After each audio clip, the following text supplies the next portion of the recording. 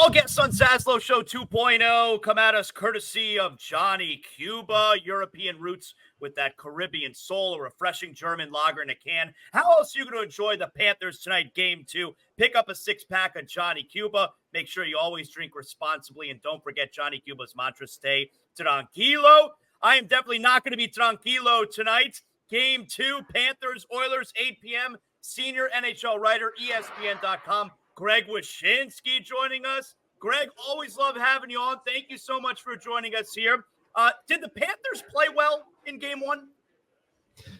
They played well. I don't know if they played their best. I think if you had to kind of parse it out, you'd say that Bobrovsky was excellent. The Oilers were very good, and the Panthers were good. I think it's probably how it plays out. So there's room for improvement. That's the good news. But the other bad news would be that I think there was also room for improvement for the Oilers in the sense of like they could probably finish their chances at some point that they create.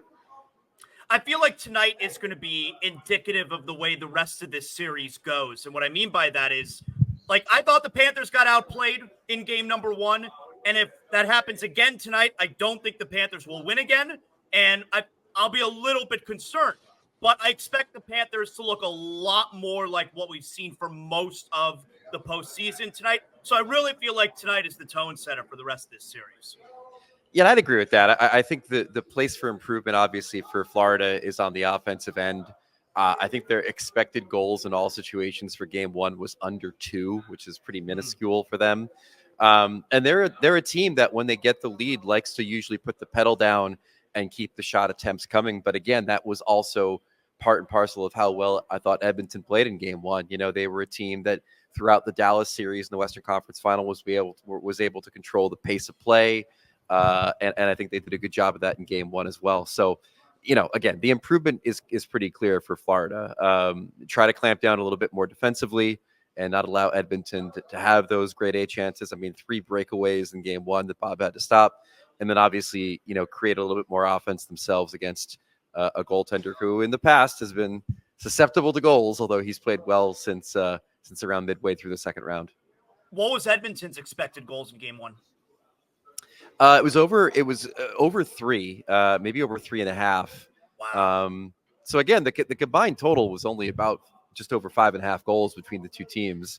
If people are, you know, scanning for things to look at for Game 2, let's say, but I think that overall, you know, we've seen this Panthers team play really well defensively, but also create more chances offensively. I was in the Panthers dressing room today after their morning skate, and I saw a couple of players going over video on a laptop with one of the assistant coaches and pointing out moments in Game 1 where one decision, a different decision made in a certain spot probably would have resulted in a goal. Carter Verhaeghe was talking about how he drew 2 defenders to him. He had Barkov wide open and just wasn't able to complete the chance. So they're cognizant. They're cognizant of the chances they created offensively, how there need to be more of them, but also that they didn't capitalize on the ones that they created to put even more goals on the board against Edmonton.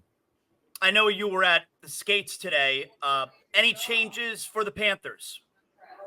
None that I know of. I think they were going with the same lineup. The bigger news was the Oilers, where Vincent Desharnais is going to come in for Cody Ceci. It's the first game that Cody Ceci will not have played in this postseason, and it comes after a Game 1 where his pairing with Darnell Nurse was on the ice for 2 Panthers goals. So that's a pretty significant change in the sense that Desharnais is a larger guy, he's a more physical guy, 6'7", kind of gives them a different dimension on the back end.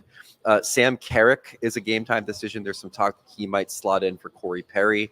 And then the other interesting kind of move within the lineup would be if Chris Knobloch, the Oilers coach, takes Evander Kane off the Leon Draisaitl line and replaces him with Adam Henrique, the veteran forward they acquired at the trade deadline. Kane's been suffering through a sports hernia. Knobloch said the other day he's not even the player that I had when I got here in November. He's got 1 assist in 8 games. He's played physically, but he can't really play with speed. He probably needs to drop down the lineup at this point and get somebody a little bit more healthy on Draisaitl's wing. Did we notice any chippiness between one player on one side and one player on another? Any specific matchups to keep an eye on tonight? Not too much. I mean, the physicality in game one was some hard hitting, but not a whole lot of extracurricular stuff. And that's kind of where the Panthers are right now in their maturation as a contender. They proudly talk about how, unlike last season, where they were just rats, basically, for lack of a better term, and an appropriate term, I suppose, that we're talking about the Panthers, up against the teams they played last year, doing stuff after the whistle, trying to do whatever they can to get under their opponent's skin. They're a different team. They play more whistle to whistle. Matthew Tkachuk was telling us the other day that cutting out that stuff that happens after the whistle is essential to not only their maturity, but also in a series where you're going up against the team that entered the final clicking at over 37% on the power play. So it was chippy, but it wasn't over the line. And I think that's kind of where the Panthers want to keep it.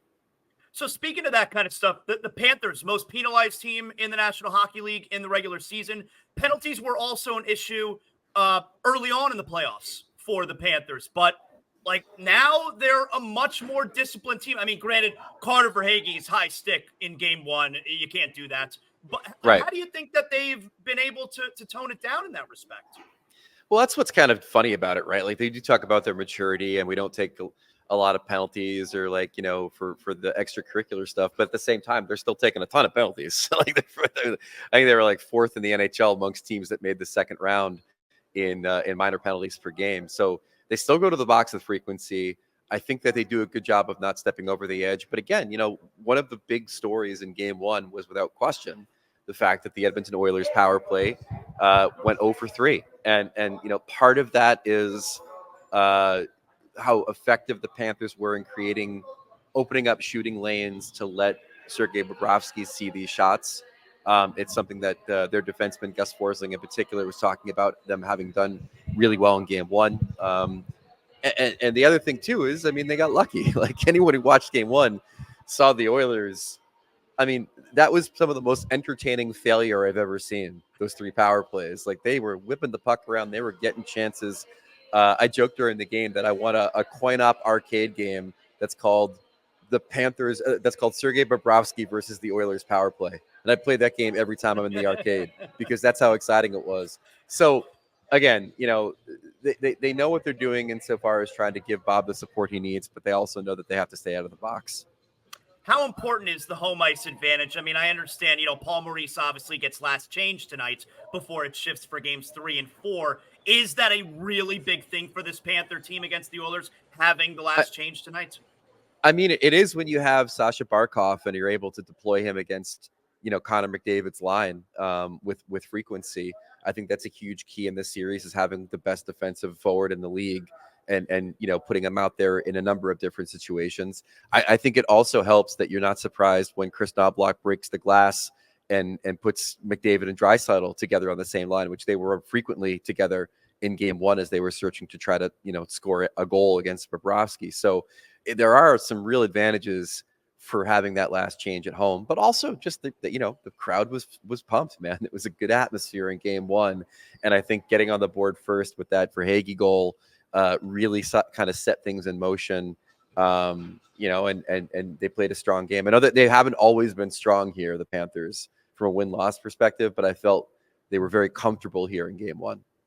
Tell me a little bit about the Oilers' penalty kill. I mean, very famously right now, I think it's 30 consecutive penalties killed. How much is that they are amazing on the penalty kill, or there's, just a little bit of chance involved? No, they're amazing. I mean, they play aggressively. They're smart. They don't overcommit. They play with speed. They get it out of the zone. They don't fuss around with the puck.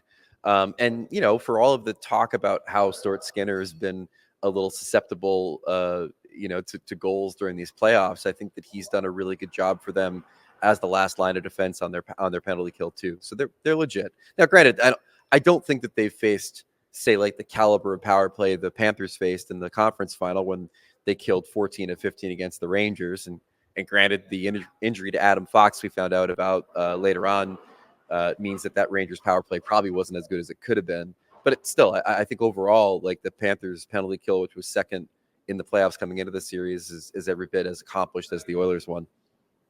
And finally here, Greg, I know the book on Bobrovsky, apparently you want to go high All right. Were they trying that a lot in game one and they were missing the net? What did you notice? There were a couple of chances where they clearly were aiming for the upper part of the net on a deflection or on a chance in front, and they just roofed it over the net. I think Hyman had one that went in the netting. They're cognizant of it. The numbers are they speak for themselves in the fact that Bob's been beaten 31 of 38 times on shots that are high glove side or over the blocker. So they know where to go with the puck. And Ryan Nugent-Hopkins, I thought, was really good in talking the other day about how well Bobrovsky seals the bottom of the net with his quickness, with his size. He's just really, really good down there, and that they know they have to shoot higher on them. They know how they have to expose him at the top of the net. I think they'll try it. You don't want to overcompensate and do what they did at times in game one, which is just to put the puck well over the net when you're just trying to, be too cute with your aim. But they're going to have to do something, because Bobrovsky certainly, although he's not in their heads yet, according to the players, he certainly planted his flag on this series, and probably planted this flag as the leader for MVP of the playoffs. Yeah, that's what I was thinking too after game one. Greg, excellent job as always. You can check him out, of course, ESPN.com, leading up to tonight's game two. We're all very pumped down here. Have a safe trip to Edmonton, of course, after the game tonight. Thanks for hanging out with us. Appreciate that sentiment, man. There's going to be a lot of traveling coming up in the next 2 days for the media, and we'll see who makes it. Thank you, Greg. Take it easy. Anytime.